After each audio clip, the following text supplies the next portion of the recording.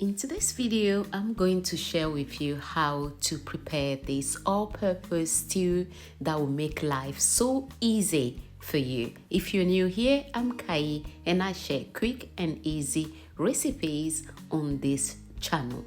For ingredients, we're going to need 3 cans of tomato, ginger, garlic, onion, and now I'm blending everything nicely.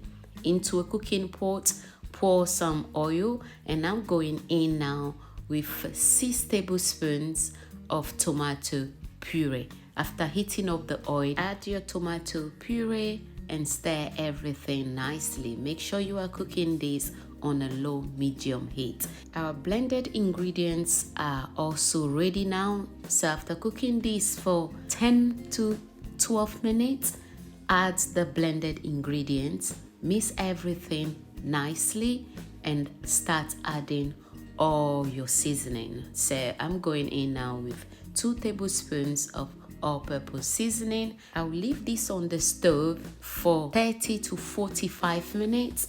So I'm going to cover it up now and let it cook properly because you don't want excess water in it. You can keep this for weeks, so you have to make sure that the water is dried properly.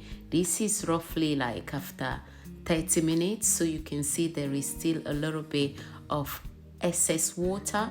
So I couldn't open it completely because it's still, splashing all over the place. So I'll cover it up now and cook it for another 15 to 20 minutes, and the stew will be exactly how it's supposed to be, and you're gonna see the difference very soon. I'll reduce the heat now to allow the stew to cook properly. Make sure the water is dry, and after that I know for sure that my stew is ready.